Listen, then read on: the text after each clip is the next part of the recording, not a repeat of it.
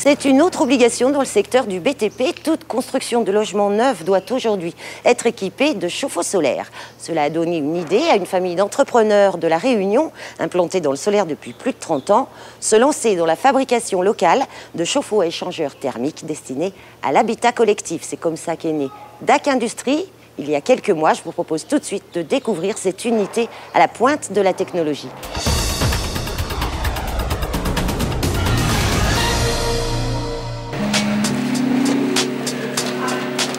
Après 15 ans d'expérience dans le solaire, David Amiel franchit le pas et se lance en avril dernier dans l'aventure industrielle.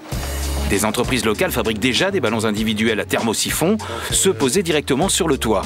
Alors son choix stratégique se porte sur la fabrication de ballons à échangeurs thermiques pour répondre à la demande des marchés d'appel d'offres.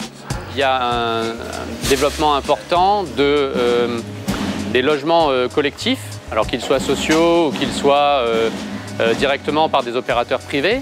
Et on a fait le constat que dans ces logements-là, on avait donc des ballons, ce qu'on appelle à échangeurs, donc c'est des ballons qui sont spécifiques à fabriquer.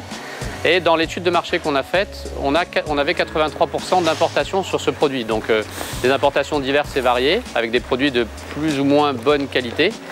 Et on a adapté notre process de fabrication pour pouvoir fournir ce produit-là et espérer autant que faire se peut que les bailleurs sociaux nous fassent confiance aux industriels locaux qui ont aujourd'hui un savoir-faire qui est quand même très intéressant, où on a designé un produit qui répond exclusivement à ces logements qui sont en plein développement actuellement.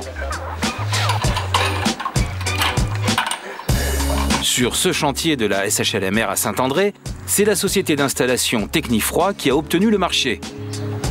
Les 120 chauffe-eau proviennent tous de DAC Industrie. Ils sont très réactifs sur la conception. Donc du fait qu'on a des besoins spécifiques, donc ils s'adaptent à ces besoins. Comme vous voyez ici, on a des colonnes qui se trouvent à gauche. Donc on demande à DAC de faire des piquages sur la gauche. Donc ça nous évite de tirer des tubes de la droite vers la gauche. Voilà, donc gain de temps sur la mise en place des ballons. On a des architectes aujourd'hui qui limitent la place, par exemple, du ballon dans le logement. On a un problème de place.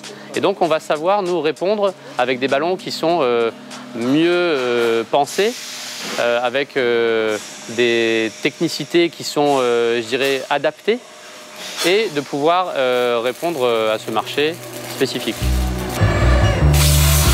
Après 2 ans de développement, l'usine voit le jour à Saint-Pierre pour un investissement total de 1,5 million d'euros. Une industrie de pointe financée pour moitié par l'Europe et la région et pour moitié sur fonds propres.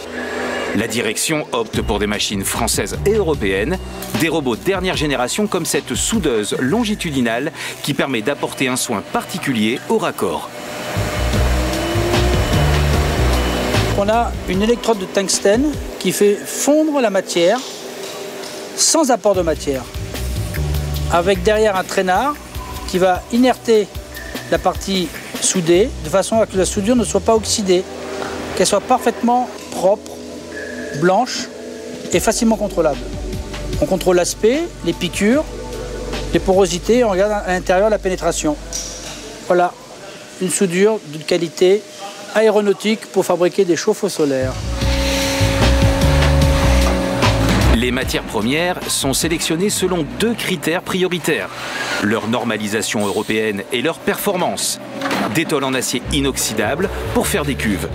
Des tôles en acier prélaquées pour l'habillage extérieur du ballon. Et un nouveau matériau pour une meilleure résistance à long terme. Alors là, nous avons des tôles en acier Magnélis, qui est un brevet d'ArcelorMittal depuis environ 4 ans. Ce produit concurrence sérieusement les tôles en galvanisation. C'est un produit extrêmement performant en résistance à la corrosion qui est 4 fois plus performant que les tôles en Galva 450 par exemple ou en alusagne.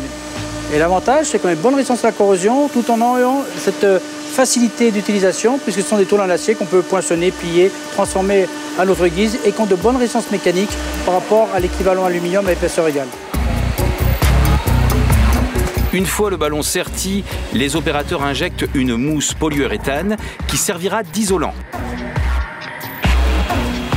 Une fois terminé, le ballon est testé à 12 bars de pression d'eau dans ce banc test à bras hydraulique qui filtre et réinjecte l'eau utilisée en circuit fermé. L'entreprise s'est engagée dans une démarche qualité ISO 9001 pour 2014. Elle envisage aussi d'exporter ses chauffe-eau sur la zone océan Indien, avec Mayotte en première ligne de mire.